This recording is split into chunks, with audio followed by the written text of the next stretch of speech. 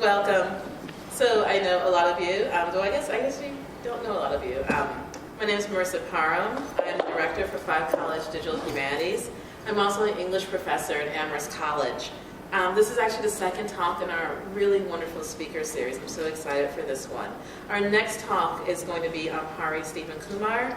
That's going to be on Wednesday, December 3rd at Amherst College and Frost Library. That's another interesting talk because there'll be someone speaking from the perspective of working on a PhD in humanities while at the same time working as an instructional technologist. So it's a nice perspective of what it means to work on sort of both sides of sort of the digital humanities sort of project nexus.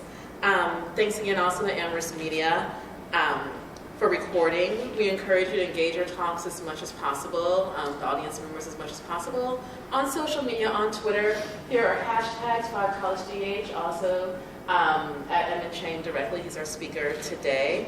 These various talks will be simulcast on television, but also available later online. So there are lots of ways to go back. I have a sneaking suspicion that Professor Chang is really going to bring it today. So I think it'll be really nice to have the opportunity to sort of go back and be able to sort of listen to various parts and watch the clips a little bit more slowly, and so on and so forth. So after the talk will also, again, be other opportunities to catch up.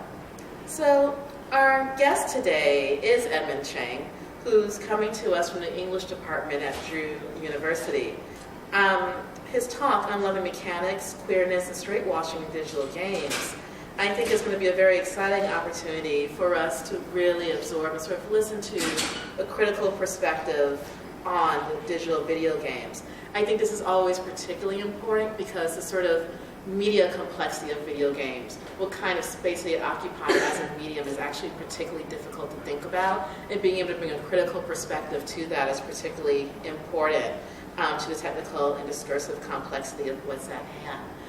I'm very excited for this talk. I am sure that you'll have lots of questions for our guest today at the end, so I'm going to go ahead and let you get started. Thank you very much. Thank you to 5 College Digital Humanities, to everyone that put this together. Thank you to Smith for welcoming me here to this really great space.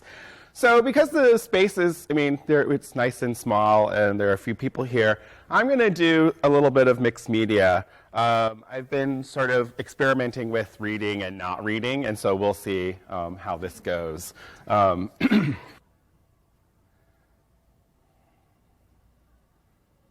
Okay. So this talk is sort of framed by a handful of sort of metatextual moments. And the first one is if you take a look at the news today, the blogosphere, the tweetosphere, and gaming community forums and things like that, we're in this sort of moment where there's a lot going on in terms of cultural, queer, and feminist sort of analysis and critique of games themselves, which has unfortunately earned this massive backlash against scholars like Anita Sarkeesian, public figures like Felicia Day, and other people who are writing about, thinking about like how do we approach games in a critical way, think about things that might need changing or modifying. And I think because this moment is so, incendiary, I think talks like this or work like this is really sort of vital to not only sort of keep the conversations moving forward, but also to really sort of put pressure on those who would want to silence these kinds of conversations. So that's like big, giant frame one. And then the second sort of frame is to really think about this sort of notion of what do you do with a video game as a medium, right? And in my own work, I think about the intersections of technology and identity and about the ways that technology mediates and co-constitutes our understandings of things like race, gender, sexuality, and embodiment. The cyborg of medium of games, then, provides ample opportunity to consider these intersections. In my talk today, I want to focus primarily on queerness in games and on what it means to queer games and on the sort of provocation, can we actually make queer video games? And I know this has gotten up the noses of a lot of people, game designers all the way through scholars, because if we say there is no way to make a queer video game, then that sort of, hedges a lot of sort of conversations. So I want to open with a couple of quotes. The first is from an openly trans indie game designer named Anna Anthropy, and she says, "In this world, gay is a checkbox on a character sheet.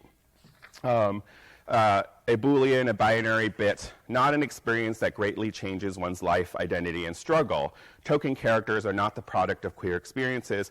Actual queer experiences offer perspectives on identity, on struggle, on romance that could be entirely different."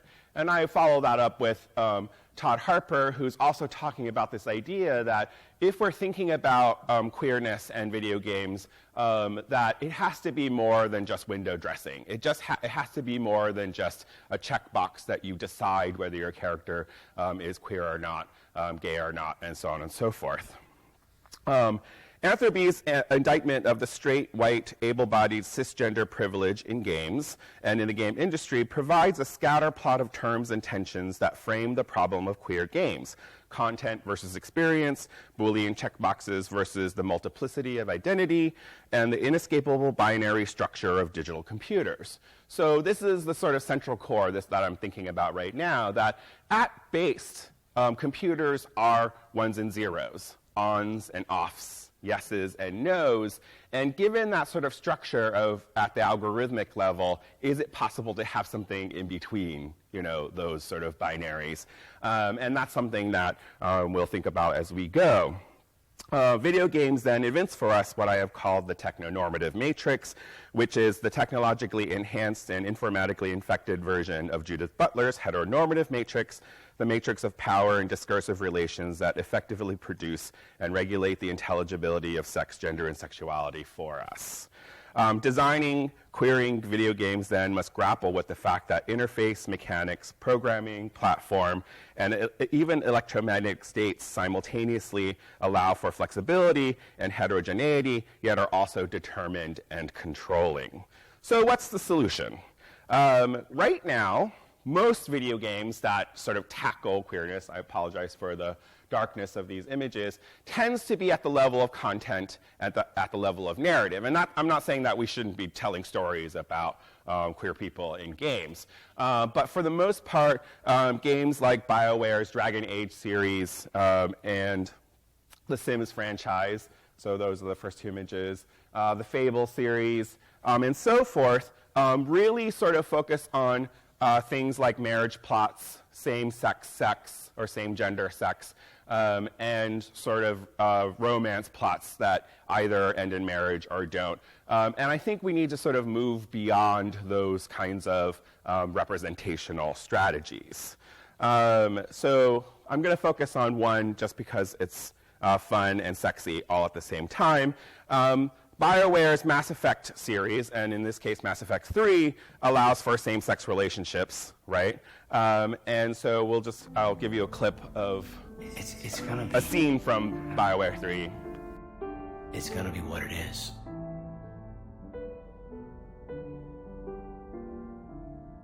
What are you thinking about right now? The good times and the hard times. It's been an unforgettable few years. And you were always so focused on the work back then. The mission was everything. It's true. I'll never know what I missed.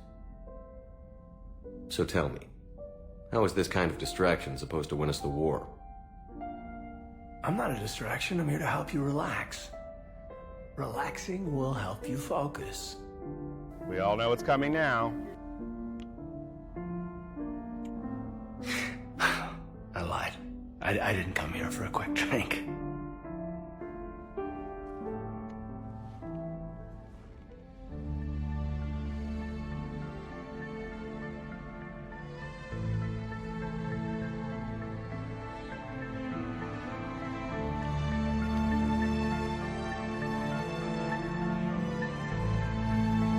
And we'll pause there. Just Google it. You can watch the whole scene or play the game yourself. Just tease you just enough. What I find fascinating about that scene, first of all, is that if you play the games, there's these sort of strange lingering looks that the characters have for one another, which sort of automatically kind of produce a sort of queer moment, even without the sort of lead up to the romance between the main character, Shepard, and this sort of NPC character, Caden.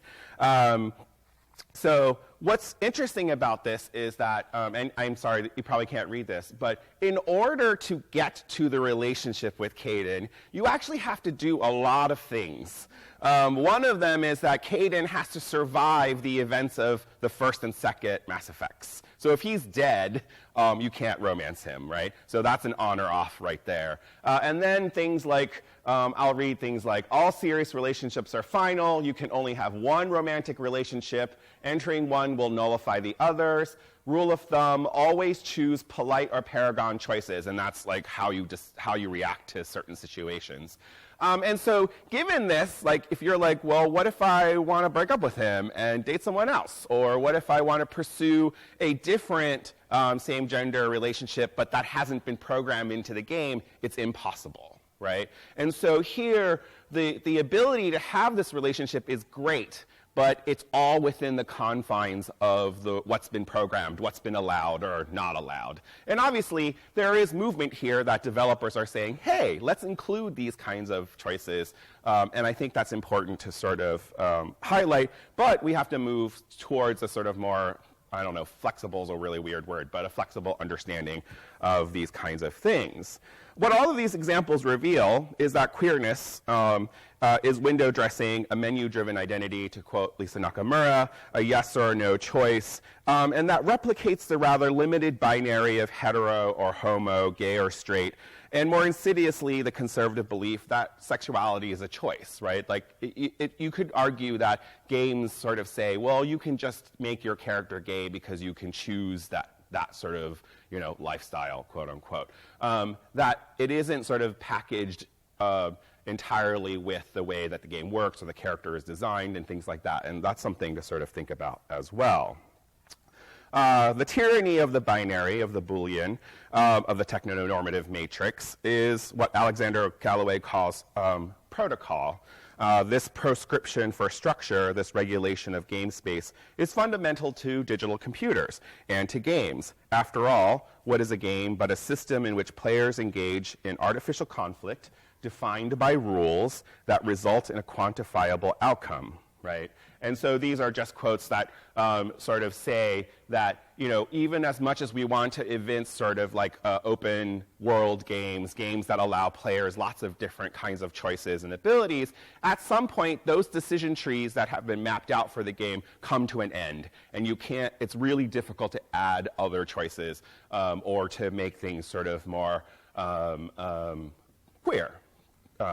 So, for example, things like here's that Paragon versus Renegade from Mass Effect, and that when you make choices in the game, you either are more good or you're more, not good, and that this affects the way that people treat you. But again, you can sort of see that this sort of limits what you can do. This is a screenshot from A Closed World, which is an indie game, also a queer game by MIT Labs, that opens with this question, are you male or female? And already, the game is already deciding that you have to fit a particular identity or body or set of discourses. And then, I don't know if you can see this, this is a screenshot of the code from the 2011 game Dead Island, and this sort of made the internet rounds back around then, where a character named Perna in the game, African-American woman or a black woman, someone decompiled the game and discovered that one of her skills, and this is the one that's highlighted, is feminist whore Perna. And this created a sort of flurry of activity because here you have code not being neutral, code, sort of evincing a sort of gendered, and in this case, misogynist sort of idea. And so if we can even program into the game these kinds of problematic sort of values, that's a problem. The developers have said that that code has now been removed, that this was the work of a lone programmer, and so on and so forth. So it's sort of been covered over. But this sort of tells me that even at the algorithmic level and at the narrative level, that games are not as open as we would like them or think them to be. So with all that, I turn to my specific examples for today. And I opened with this quote from Chris Horniak, who I think is a graduate student who wrote a blog post entitled World of Warcraft is Inherently Queer. So I'll just read a little bit. Earlier this year, while playing World of Warcraft, I had a bit of a revelation. Those same three things, sexuality, sex, and gender, existed in this virtual space. Likewise, they were frequently bound by the same social constructs, and yet they weren't. There were different rules, there were different limitations of what sex was, of what gender was, of what orientation was. The remaining post argues that the digital and virtual space of games like World of Warcraft offer an other space where the boundaries of gender and sexuality are expanded, eviscerated, and recreated into something entirely new. While this provocation is exciting and revisits many of the arguments made about the liberatory potential of cyberspace and cyberspace technologies, particularly digital games, I hope to antidote the assumption that the virtual is inherently queer and to unpack what I call the interactive fallacy, the further assumption that because video games give players unlimited power and control and opportunities for identity play and customization, that this sort of occludes or obscures the ways that games really actually force you into particular choices, right? The queerness offered by games is usually only avatar skin deep, and inclusion often seems an afterthought. So I'm going to look at two games, Zynga's, which is a sort of like Facebook game. I'm sure some of you played Farmville or those kinds of games. Zynga's Frontierville and Blizzard's World of Warcraft to identify and interrogate the ways that gender and sexuality and even race and other sort of identities in games is both normative and subversive. And to think about how this fantasy and fun wherein this fantasy and fun might queerness sort of interrupt or be sort of disrupted, but at the same time also recuperated back into sort of norms. Okay, so up first is Frontierville, and it's been repackaged now as Pioneer Trail, but it's the sort of same family of games. And I'm interested in these games because most of us, when we play sort of casual games, casual meaning that you only spend a couple of, maybe 10, 30 an hour, clicking things on your phone or on your computer, and then you go off to work or do other things, that these games, too, are sort of embedded with all these sorts of social norms and values, and they're being played by millions and millions and millions of people. And so whereas World of Warcraft is seen as sort of like a video gamer's game, games like Frontierville are sort of like everyday moms and kids are playing them. So I'm sort of giving you the range of games that are popular. Zynga's Frontierville, which is available free to play via the social networking site Facebook, is in the family of simulation and role-playing games like Farmville, which allows single players to design, manipulate, and manage a cartoony world, right? And in this case, Frontierville is a sort of Wild West-themed social game where you sort of go out into the wilderness, tame it, and then build a town, and then start a family. So from the initial flat splash screen, you can see, start a family by completing family missions, tame the wilderness, and build a thriving frontier town. And so I think that's an interesting sort of setup. So when you start the game, I didn't want to demo it, but you get a sort of screen that looks like this, and you can see this, I have all these chickens and ducks and trees and things like that.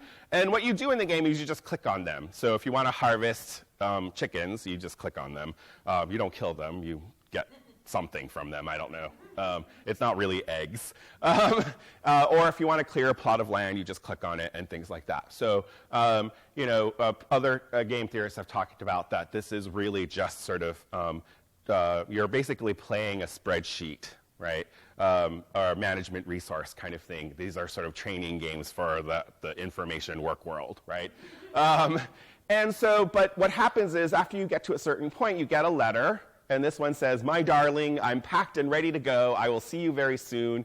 With love, your spouse-to-be," which is really lovely because, first of all, it doesn't assume a gender for your spouse or the gender of your character. But obviously, you cannot avoid your spouse coming, right? And so the game requires for you to progress is that you have to prepare your plot of land and your town for your spouse to arrive. And so in that same moment where the game is very aware that it wants to sort of have this sort of freer sense of identity, it also is sort of curtailing that because it's requiring you to get married.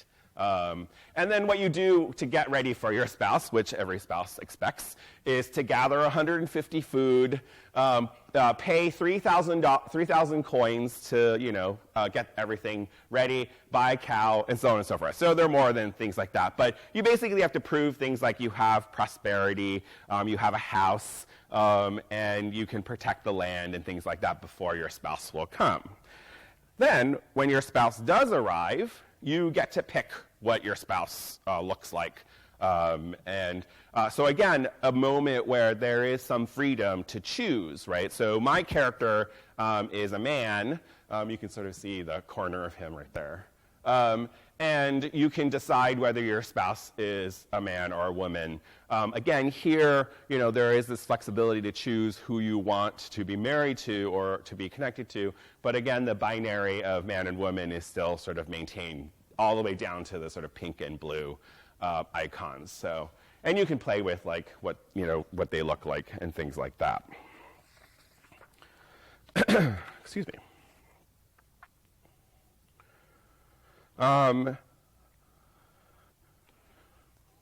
So players have little choice in whether or not they wish to complete the above quests, just like I said, or whether they wish to have a spouse, or whether they wish to get married and have children. In order to progress, the player must meet these requirements. Interesting, Frontierville allows for the modest intervention into the heteronormative futurity here because it doesn't set the requirements for what gender your spouse should be. So in that openness, though, the game then follows up with other things that keeps reminding you of normative gender and normative sexuality. And so in my next examples here, here you have during the Valentine's Day, in the real world, Valentine's Day, they have these sort of in-game events. And this was the Valentine's Day event, which was called the Kissing Tree or something weird like that, where NPCs, so these are non-player characters, these are characters that wander around your town that the computer controls, Hank and Fanny and Bess. And in this set of quests, Hank wants to get married. And he doesn't know whether to choose Fanny, who's the school marm, obviously dowdy, or to choose Bess, who's the redheaded Spitfire cowgirl. And you get to choose which partner he will woo. And then weirdly, they insert a third pairing where you could choose Fanny and Bess to become romantically involved. So again, obviously this is sort of like heteromasculinist fantasy of lesbians kissing and getting together. Even with this sort of openness, there is no opportunity for Hank to be with another male or a man character in the game. And then even after you complete all of these quests, Hank has to pick one of them. And in this case, I picked Fanny because, I'm down with school marms. But even if you did the quest for Fanny and Bess under the Kissing Tree, that gets disappeared, and that the marriage plot sort of reasserts itself in the game. So it's a sort of really fascinating move where the game designers are like, hey, let's have some flexibility, but no, rein it back, pull it back. So unfortunately, the queer possibility of Frontierville does not remain open long. The choice of your spouse's gender and appearance amount to window dressing also, and have really no impact on the game. So even if you pick a same-sex, same-gender person, it doesn't really matter because you're basically both avatars that you can use to run around the game clicking on chickens and things like that. There is no advantage or real disadvantage to that, right? And this is going back to Anthropy's sort of idea of like, this can't just be a checkbox. This just can't be window dressing. And I think it might be interesting to sort of think about how you would implement queerer sort of game mechanics and so forth. All right, I want to move on then to my second example, which is Blizzard Entertainment's World of Warcraft, which is still going strong. It has currently about 7 million players playing worldwide. It's a massively multiplayer online role-playing game. Some might argue that Frontierville is also, though you don't really interact with other people directly. And in World of Warcraft, it's a game where you enter a fantasy world, you make a character, make an avatar, you have about a dozen or so races to choose from, fantasy races, and so on and so forth. So you can already sort of see kind of the shorthanding sort of that's going on here. And whenever I teach World of Warcraft, I always talk about the fact that humans, which are the human man and human woman avatars are above, are always set in this sort of Disney-esque kind of like Western European land. This is the Night Elf male character, and you can sort of see in the background there's a kind of sort of Shinto arch in the back, so it kind of reads Asian and things like that. So, we can talk about that if you have questions about race. But you can already sort of see that, the game is already playing with certain kinds of stereotypes and norms. Just to note, the Night Elf, any World of Warcraft players here? No, drats. The Night Elf male, interestingly, is one of the sort of most loathed character toons or character avatars in World of Warcraft. There are always forums like why I hate Night Elf males or why I hate Night Elves in general. And I'm not sure exactly why, but I think it's because the toon represents a certain kind of feminized sort of masculinity. Its Asianness and so on and so forth probably lends to that. And there's a lot of sort of community forums where like Night Elf men are gay and things like that. So you can already sort of see that we imprint certain kinds of values even onto sort of fantasy bodies. Okay. So, like Frontierville, Blizzard also has a Valentine's Day set of adventures. And WoW's, World of Warcraft's Valentine's Day week is called Love is in the Air. And for 2 weeks or so, players can earn rewards and consumables by talking to amorous NPCs and by completing various love-themed quests. In 2006, the initial description of the Game World event read, "Something is in the air in the major cities of Azeroth. Some call it love, and some just call it friendship and admiration. Whichever it is, many guards and townsfolk now spend their days giving and receiving tokens and gifts to other amorous citizens." Curiously enough, the initial version of Love is in the Air required players to don either perfume or cologne. Wearing perfume allowed you to talk to player characters, the player character to talk with male NPCs. Wearing cologne allowed player characters to interact with female NPCs. So the gender norm is still there, but regardless of what gender your avatar is, you have to wear perfume to talk to men, and you have to wear cologne to talk to women, which I think is sort of fascinating. But there's, again, this sort of interesting opportunity for sort of gender and queer play there. And anecdotally, I remember playing during this holiday, and I was in the city of Ironforge, which is the dwarf city. And for some reason, dwarves, for the most part, are only men. There are very few female dwarves. And I was watching a gnome character running from dwarf to dwarf to dwarf to dwarf, and basically what you do is you give them a love token, and then the NPC gives you something back, right? And you collect this for rewards and things like that. And I saw him skipping all of the women dwarves. And so I went up to him and I just was curious. I noticed that you're only talking to the guys. Something like, "What's up with that?" And he's like, "I like it that way," and then ran off. And I thought that this was a lovely sort of, thing to sort of, so that goes back to Horniak's idea that WoW offers this sort of queer play space. What's interesting, though, is that in 2010, Blizzard changed Love in the Air basically to add further content and rewards, but also to straighten the event. And I don't know, I can't find any evidence as to if this was purposeful because people were frustrated or annoyed or perhaps phobic about the potential for sort of queer contact. But they got rid of the whole cologne and perfume thing. Entirely. And in some cases, I think it's probably to simplify the event because there was a lot sort of moving parts to go on.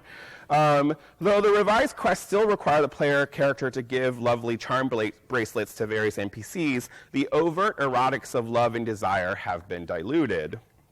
So the description for the new event reads, love and adoration are in the air in major cities of Azeroth, and in celebration of the occasion, you're invited to share candy, perfume, and gifts with guards, townsfolk, and other players for special rewards. So gone is this like talk of amorous citizens, right? And it's sort of, it has become less sort of erotically charged. The queer possibility and room to generate alternative narratives is erased, forced back into the digital closet. In fact, the revision for and recuperation by heteronormativity is also coupled by a slide towards homophobia. 2 quests added in 2010 center on homophobic humor. The first and perhaps most benign is entitled Shafted, which is the bottom screenshot there. Evocative of phallic penetration, the achievement quest reads, shoot 10 players with a silver shafted arrow. And so you just shoot, you get this like Cupid's bow and you shoot them and they just sparkle and hearts sort of spring up around them. But you can clearly see this sort of like sophomoric humor that's involved here. And of course, you know, what players want to do is you want to shaft other male players or male characters because that's the funniest. The second, both the item and the quest flirt with the titillation and anxiety over penetrative sex, specifically anal or male-on-male sex. The second, more dubious quest is entitled Flirting with Disaster and requires the player to get completely smashed, put on your best perfume, throw a handful of rose petals on Sraz or Jeremiah Payson, depending on where you are, and then kiss him. You'll regret it in the morning. Though the quest can be done by a female tune, the humorous intention of Flirting with Disaster is for a male avatar to kiss a male NPC.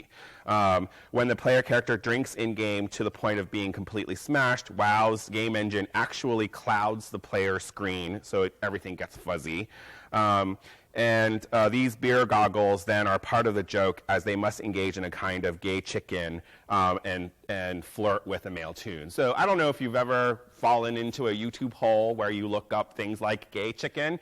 You should do that immediately after this talk. But what gay chicken is, straight guys, primarily teenagers and college kids, get drunk and then they dare each other to do things gay with one another. And it often starts with like kissing, but then can progress from there. Though the NPC does not respond in any way positively or negatively, the regret, which is at the end of this thing, the player character supposedly feels is one of homophobic shame excused by the fiction of drunken experimentation or ignorance, right? Like my previous analysis of Frontier's inability to leave open queer possibility, World of Warcraft fails in a similar vein. However, though both games constrain their players via normative narratives and mechanics, both games can still be played, even hacked or modified in queer ways, whether in the players' minds and behaviors or in what Alexander Galloway calls countergaming. For example, in Frontierville, the player can attempt to subvert the marriage plot by not participating in them, understanding that that would close certain avenues of advancement. By overlaying their own narratives and ideals on the game, and by producing extra diegetic material, or what Gerard Jeanette calls paratext, riffing, borrowing, and subverting the game itself. For instance, players can take screenshots of their avatars and homesteads, sample and manipulate them, share them via social networks like Facebook, and even generate counter-gamic fandoms. So I'm going to end with this idea, like, well, what do we do, right? And still, games are still experimenting with, you know, how do you actually implement a certain kind of queerness and flexibility? It's impossible to design for every choice that a player may or may not make. And that's part of the way games are made right now. And so it might be about embracing different kinds of programming practices, design practices, narrative practices, and things like that. Until then, I think I introduced this term that plays off of Galloway's countergaming called queer gaming, right? So ways that you play against the grain, against normative design, and ways of designing gaming experiences that foreground not only alternative narrative opportunities, but ludic ones as well. So for example, I always say, you know, if you start a game and you decide not to do the quests, right, or not to progress in a certain way, you are playing against the grain. And so if you decide not to participate in the marriage quest, you may not be able to win the game or proceed, but maybe you can do other things. Some games allow you to modify them or mod them by actually creating game levels or game parts of the game world and things like that. And that's where players can also sort of stamp their queer ideals into the game. Queer gaming embraces the uncertainty of glitches, mods, exploits, and paratexts, not as errors or extraneous, but as an opportunity for exploration, for different rules, for non-productive goals, and even for the radical potential of failure. Queer gaming is about developing gameful imagination, which is both critical and hopeful, both playful and reparative. And so in that you're probably wondering why I have these pictures. So like, cosplay and fandoms are one of the best ways right now, because most people can't go out and decide that they're going to make a AAA game in their basements, but they can appropriate those texts and decide to do things and create narratives outside of the games themselves.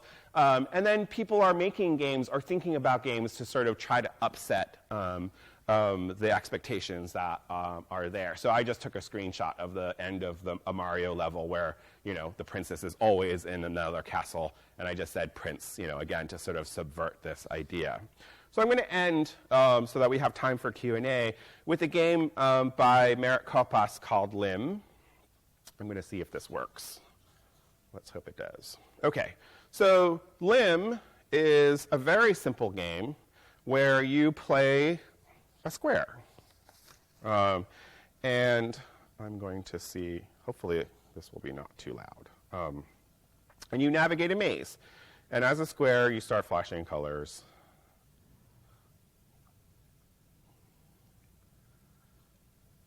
And this game is about fitting in, about conforming, about passing, about inclusion and exclusion. Oh, I think it got stuck. All right. So what happens is, I can reload it really quickly. What happens is later in the game, if you're not the right color as the other squares, they attack you. And they try to push you around and things like that. And if I can demonstrate this, we'll see if it works this time. Nope. All right. Go back to my presentation. You can just look up that game. And so at some point, sometimes when you're playing the game, you actually get knocked outside of the maze. And I know the game designer, and the question has been, is that purposeful? And she refuses to say. But what's lovely is that glitch, or that moment where the game seems to fail, is actually a really queer moment, right? That you get to go outside of the rules themselves, in a sense. And then sometimes you can make it to the end and win, quote unquote, and sometimes you can't. But it's in that moment that I think that we might sort of change how we design games. Because right now, if you're a programmer, you want your code to work smoothly and invisibly. But maybe the goal is to be messy and, and not so smooth. And that's it. And that's my Frontierville queer little family. So, thank you. So about 15 minutes for Q&A, and we'll just do this conversationally, if you have any questions. Yeah. I really like the turn you make at the end of your presentation to cosplay, because I do think we're thinking about mods and hacks, and we're thinking about all the things we can do with games. there is that real complexity around who actually can engage those kinds of practices. Right. Right? The actual programming part. Exactly, yeah. the actual programming practice. So I really like that term, the cosplay, and really thinking about the ways in which those kinds of environments with the video, Right. with the material. But do you think there is any future for thinking about how the notion of sort of glitching and glitching, hacking, and modding might become more common? Yeah, I definitely think so. So there's a current trend right now that there are a number of like game making platforms that are free for download, and so like Lim was made in one of them. There's a real community now of people making games or interactive fiction in Twine, which is an open source sort of interactive fiction platform. And so as those, I use the sort of analogy to film, right? Not long ago, decades ago, it was very difficult to make a film on your own because it was really expensive. But with the advent of video and the advent of digital, it has become cheaper and easier for smaller groups of people to do that. So I don't know if we'll ever get to the point where someone by themselves can churn out a AAA, mainstream game. But they are definitely making small sort of cottage games, which I think are really interesting. And the great thing about that is that if enough of those games ignite the sort of imagination of the broader sort of population, that might actually, again, influence mainstream game makers as well. The thing about cosplay, though, I think what's interesting is that here you have a subcultural practice, which began subculturally, right? It was only for people who went to conventions and things like that, and is now sort of being embraced also by the mainstream. And the capitalism is really good at absorbing difference. And the problem with cosplay now, and I talk about this a lot with students, is that you can win big money being a professional cosplayer now. And on Sci-Fi Channel, there's a TV show about it. But what's really frustrating about cosplay is that cosplay you have to be able to pass as whatever it is that you are cosplaying. So if you're doing cross-gender cosplay, people get policed, right? So unless you can pass. So if you're male identified or a man dressing as a female character and you can't pass, then people get, not everybody, but I think that's part of it. And what's frustrating is that you're cosplaying because you're dressed up as a giant robot, and you could never pass as a giant robot in real life. So that kind of defeats the purpose of that sort of practice. But I do think that there are ways that we can sort of push what games should be about. Now, obviously, I want people to make games and to really think about what a queer game or what a inclusive game might be like. Other questions? Yeah. What video game, if any, do you think achieves the most realistic queer representation? None? Zero? No. I don't know. I think games like simple games like Lim or games that are being produced by indie makers are the closest because they are really about whatever experience that the game maker is sort of making. I think the large narrative games are still mostly about sort of inclusive narratives. So they might be part of the story, but it's really not about what that means. And so it might be interesting to see what happens as people start deciding that if they're really going to make a game that focuses on like quote unquote real or like real world racial politics or gender politics or queer politics, like what that would look like. And I think that requires a redefinition of what a game is, in part because we want games to be fun, and if you're going to play the gender politics of, let's say, being queer in the world, that's not necessarily going to be a fun game, right? And that has to be okay, right?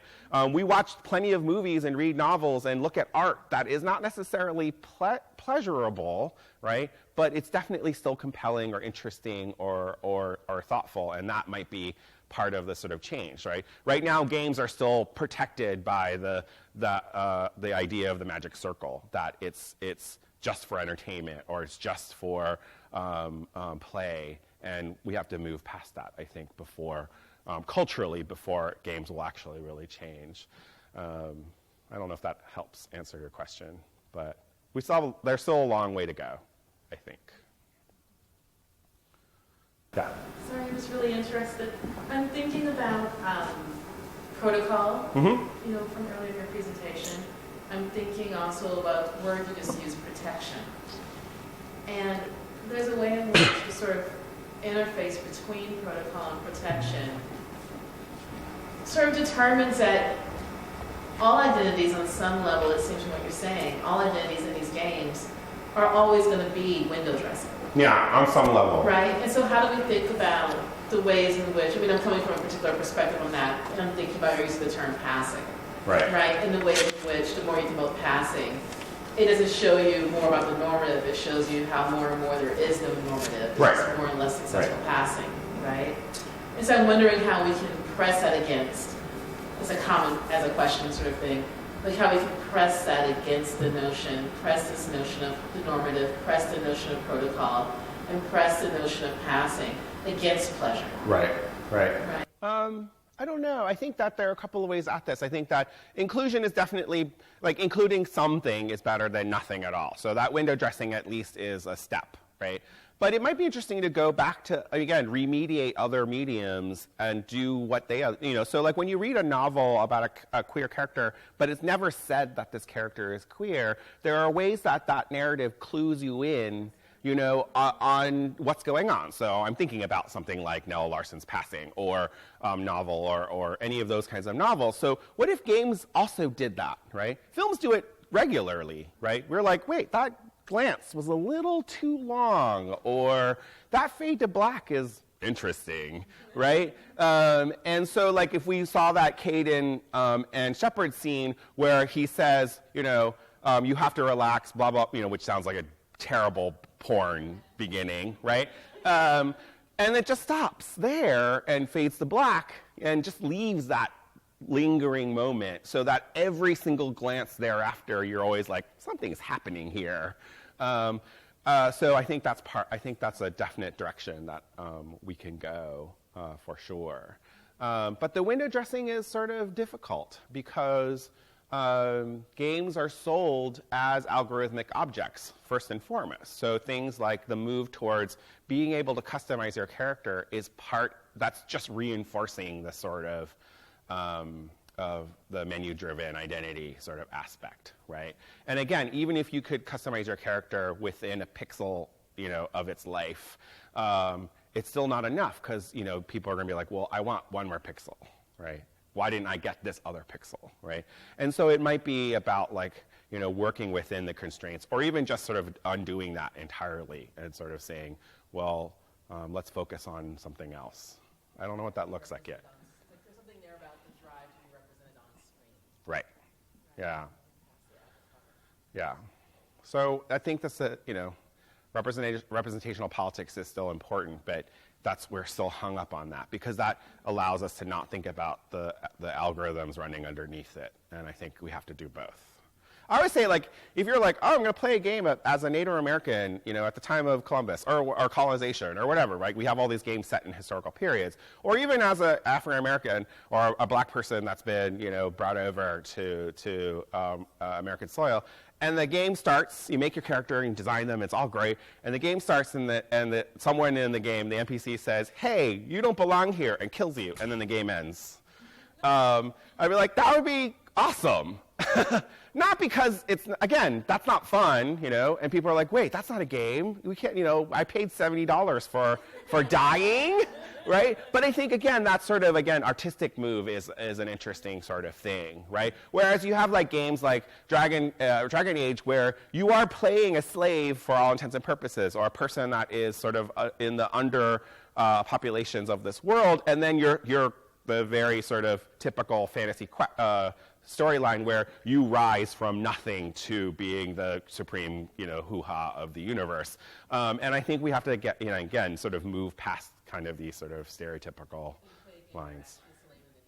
Yeah, yeah. Again, not fun, right? And there are indie games that are doing that, but people are like, I don't want to play that because that, again, breaks that magic circle, so on and so forth. Couple more? Yeah. If you were to design a new game like centered around correcting this issue, regardless of whether it would sell or not, what would it be like? Oh, that's a good question. I don't know. I've been thinking about this, and I'm not quite sure how I would implement that. Let me think about that for a second, and then I should probably have an answer made up. But I think my instinct would be to be like, let's take everything that we think doesn't work in games, or that irritates people in games, or frustrates people in games, and use that as a model for how to sort of design a sort of experience. So let me think about that, and I'll come back to it. I think, yeah. You really piqued my interest when you made the point that people play games because they're pleasurable, but people will go see art that might be disturbing or unsettling. Or is that novel? I mean, like, are there people that are thinking about making games that may not be pleasurable but may serve another role? Sure. I mean, aside from teaching, but I mean, what kinds of games exist that might be disturbing in one way or another that are carrying a message the way they are with? I mean, there aren't very many good examples, because games at the sort of a certain level are about making money and about a certain kind of economics. So obviously, a game developer is not going to spend years trying to make a game that no one will play. But I think that, again, I go to indie game makers that are sort of playing, their games about all sorts of things. Ananthropy has a game called Dysphoria, which is about the transitioning.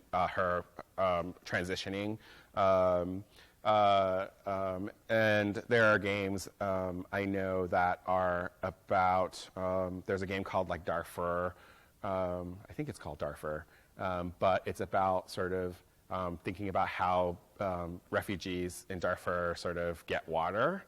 There's a game by Gonzalo Frasca called September 12th. And it's very simple, but it's a game that's a meditation on terrorism. So, like, these are things that people are like, I don't want to engage those sorts of questions. Now, weirdly, antisocial games are also things that people have been thinking about. Like, we should be like, oh, we shouldn't play games that are about rape or racism or things like that. And I was like, maybe we shouldn't play them for enjoyment, but we should play them because we should understand what these games are doing in terms of the politics that they sort of represent and purport, right? And so that's also a case where it's like thinking about something that's not fun, but is useful to sort of the larger conversation of game studies or game culture or so on and so forth. Is there another platform then, like where that would happen, where you do this and the point isn't to have fun, the point isn't to make money, the point, like something that might be at a museum or something, what I'm saying? Where you would go see it. It's not like something you would buy, and that's not why they would be making it. I mean, there are conventions now, and and sort of like art installations and things like that by indie game makers where they sort of collect and stuff like that. There are not a lot of them, but you could probably Google them to find out stuff. Thank you. You're welcome. Yeah. Is there a name for this, like the genre of video games, beyond indie video games? No, not really. I think that's sort of become, and then weirdly enough, there are indie games that are like made by small groups or small companies or small designers that are popular, and then there are the indie games. So it's like indie music now is no longer indie music, right? We have like post indie music, but yeah, it's just alternative games, queer games have been thrown around, like things where people are trying to sort of identify like what they're trying to do, but that's all sort of mixed in with everything else. Are there any organizations or like names? Not that I can think of off the top of my head. I would look up the people that I've mentioned because they have a large community and things like that. I just presented at the Queerness in Games conference at Berkeley. So if you look up that, a lot of people that attend that are also generally in the indie scene. So that might be a good place to start. And you can email me, and I'll point you in a direction. I'm still thinking about your question. I asked some smaller questions. Do you want the main character to be queer and one that doesn't identify on the binary, that the player is forced to play, or would you have like a major main character? Or how involved would you have same gender relationships? So I'm gonna take that example of talk about novels. Like when you read a novel, you rarely get to choose what happens to the character in the novel, and we cede that control to the narrative because we've been taught that's the way you read. But obviously people are like, oh, I can't believe they did that, or I hate this novel, I'm never going to read it again because, Edward broke my heart, right? Or whatever. But I think that's the direction to go, where, yeah, you have games where you cannot choose who you are, but what if in that moment the game actually requires you to encounter sort of situations and concerns that that might actually force you into other sort of identity positions or thinking about identity positions. I mean, you can't obviously be like, actually experience what it might be like for someone else. So for example, like in the course of the game, rather than making whether or not your character is queer or not as a choice, make that just happen.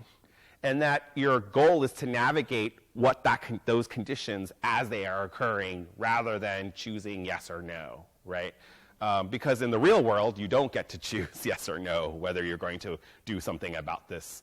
If you're attracted to someone and they happen to be someone that you're like, wait, I'm super straight, but I'm really attracted to this man, let's see what happens. And that I think might be an interesting. So take away that interactive fallacy, take away the illusion of control, and make it more scripted, perhaps. But again, you have to have the right script or something like that. I think it'd be very interesting not to present that up front. Yeah. More like an experience. Just make it happen. Right. No, and I think that, I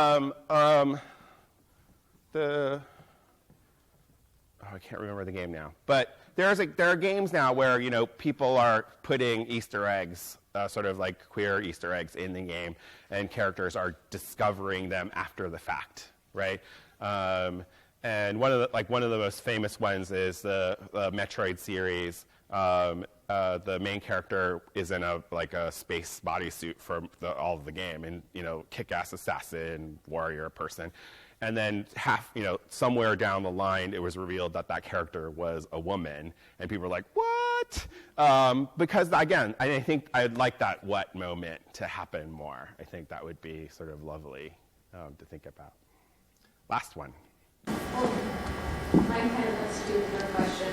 If we're talking about RPGs and story campaigns and sandbox, I was wondering how the conversation that we're having changes from type of game to the next type. I don't think it does, because role-playing games, sandbox, first-person shooter, whatever, at base are the same in terms of from the computer sort of perspective, right? The mechanics like shooting people and things like that might be different, but what the game does with those sort of choices, I think, still is very similar, right? So whereas a role-playing game might foreground narrative, right? Narrative choices, and first-person shooters foreground, obviously, the mechanics of killing people dead. They still require you to embody certain subject positions, right? And that, what would be like to play a queer first-person shooter? I have no idea what that might look like, but I know people have modded games like Counter-Strike and things like that to do instead of shooting people, you shoot sparkles or something like that, right? And people are doing those kinds of in-game activist things that you would do in the real world. So yeah. Okay, thank you so much. That was great.